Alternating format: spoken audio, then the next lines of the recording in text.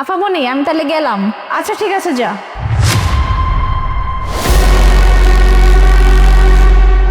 ওইসে এই চুলটা দেখে চুলটা। চল। আচ্ছা মা, আমার ব্যাগটা কেমন ভারী ভারী লাগতেছে, দেখো তো কি আছে। ব্যাগ ভারী ভারী কি লেগে লাগবো ব্যাগে? এতগুলা টাকা তোমার ব্যাগে কেমনে আইলো? মনে হয় ম্যাডামে ভুল করে এই ব্যাগে দিয়া দিছে। ওই তো, এটা তো ম্যাডামেরই ব্যাগ, ম্যাডামের ব্যাগে টাকাগুলো রাইখা দিই। হ্যাঁ।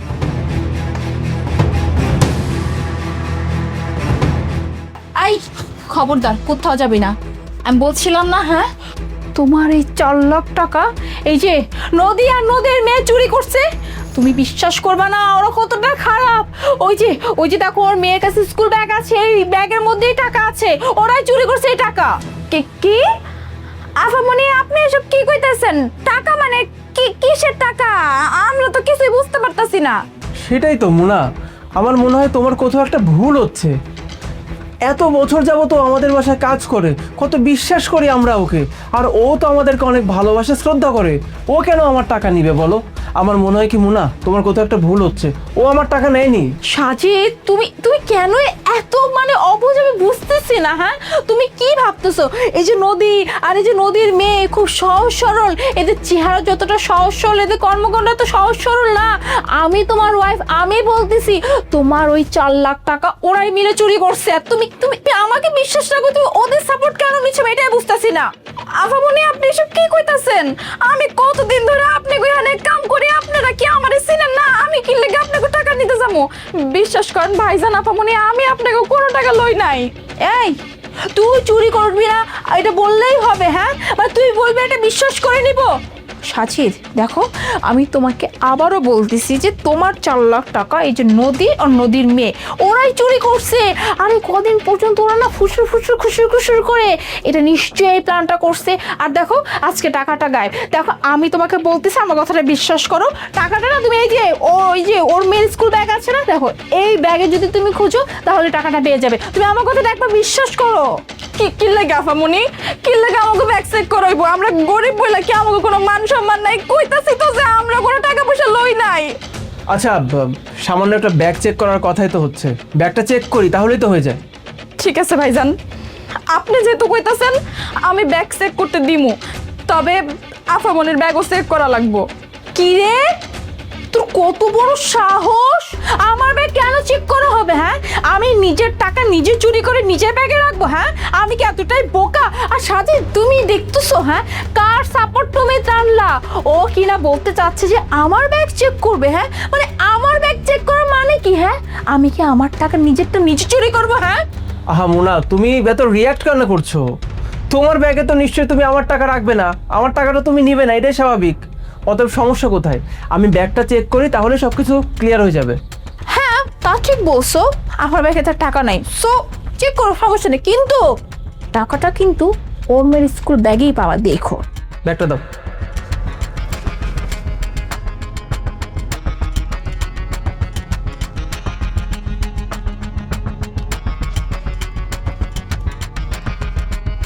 কি ব্যাপার মুনা, ব্যাগে তো কোনো টাকাই নেই।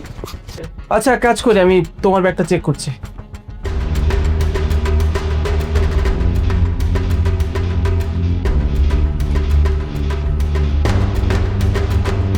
কি ব্যাপার মুনা, এই টাকাগুলো তো তোমার ব্যাগে কিভাবে আসলো? আমি কিছুই বুঝতে পারছি না। হ্যাঁ, আমার ব্যাগে এই টাকা কি করে আসলো? আমি তো নিজের হাতে ওর মেয়ের স্কুল ব্যাগের ভিতরে। কি কি বললা তুমি এখন? এই টাকাগুলো তুমি নিজের হাতে ওর স্কুল ব্যাগে রাখছিলা? মুনা, আমি কিছু বুঝতে পারছি না, তুমি ঠিক কি বলতে চাইছো? একটু খুলে বলবো আমাকে? তো কি করব? হ্যাঁ, কি করব? আমার নিজের চোখে আমি দেখবো যে আমার স্বামী আমারই বাসার কাজের মেয়ের সাথে ফষ্টি নষ্টি করে বেড়াচ্ছে। হ্যাঁ, এই যে নদীর জন্য তোমার মনে যে কি ফিলিংস সেটা কি আমি জানি না? আমি কি বুঝি না? হ্যাঁ, আমার জন্য যা আনো তা তুমি ওর জন্য নিয়ে আসো। ও খাচ্ছে কিনা, ওর শরীর ঠিক আছে কিনা, ওর মেয়ের শরীর ঠিক আছে কিনা, ওর মেয়ের স্কুল কেমন যাচ্ছে, ভালো যাচ্ছে না খারাপ যাচ্ছে, সব খবর নেওয়া হয়। এগুলো কি আমি চোখে দেখি না? হ্যাঁ, কি ভাবছো আমি সব কিছু জানি, সব কিছু বুঝি যে তোমার আর নদীর মধ্যে কিছু একটা ইটিস পিটিস ঠিকই চলতেছে। আর এর জন্য তো আমি এই প্ল্যানটা করছি যে ওদেরকে চোর সাব্যস্ত করে এই বাড়ি থেকে বের করে দেওয়া। আর সেটা তুমি নিজেই বের করে দিবে, কারণ টাকাটা তোমার, আর তোমার টাকা ওরা চুরি করছে, আর তুমি ঘর ধাক্কা দিয়ে নদীকে আর নদীর মেয়েকে এই বাড়ি থেকে বের করে দিবে। কিন্তু আমি বুঝলাম না যে আমার ব্যাগের মধ্যে টাকাগুলো কিভাবে গেল। ছি মুনা, ছি, আমার ভাবতেও অবাক লাগছে যে আমাকে নিয়ে তোমার চিন্তা ভাবনা এতটা ছোট। তুমি কি করে ভাবতে পারলে যে আমি ওর সঙ্গে সম্পর্কে থাকবো? আমি ওকে নিজের ছোট বোনের নজরে দেখিনি মুনা, নিজের ছোট বোনের নজরে। এত বছর যাবত আমাদের বাড়িতে কাজ করে। একটা মানুষ যখন একটা মানুষের বাসায় এত বছর যাবত কাজ করে, তখন খুব স্বাভাবিকভাবে তার প্রতি একটা মায়া জন্মায় যায়, বলো? ওকে আমি নিজের ছোট বোনের মতো দেখি বিধায় সবসময় এর খেয়াল রাখতাম, ওর খোঁজ খবর রাখতাম, ওর জন্য কখনো কোনো সমস্যা না হয় আমি সেই খেয়াল রাখতাম, এবং তার পাশাপাশি ওর মেয়ের খেয়াল রাখতাম। আর তুমি কিনা শেষ পর্যন্ত আমাকে এই বিশ্বাস করলে মুনা? একটা সম্পর্ক টিকে থাকে বিশ্বাসের উপর, তুমি কিনা আমাকে বিশ্বাসই করতে পারলে না মুনা। আমি আসলে বিশ্বাস করতে পারছি না তুমি আমাকে অবিশ্বাস করছো মুনা। কাজটাকে তুমি ঠিক করছো বলো? কি বলতেছো এসব?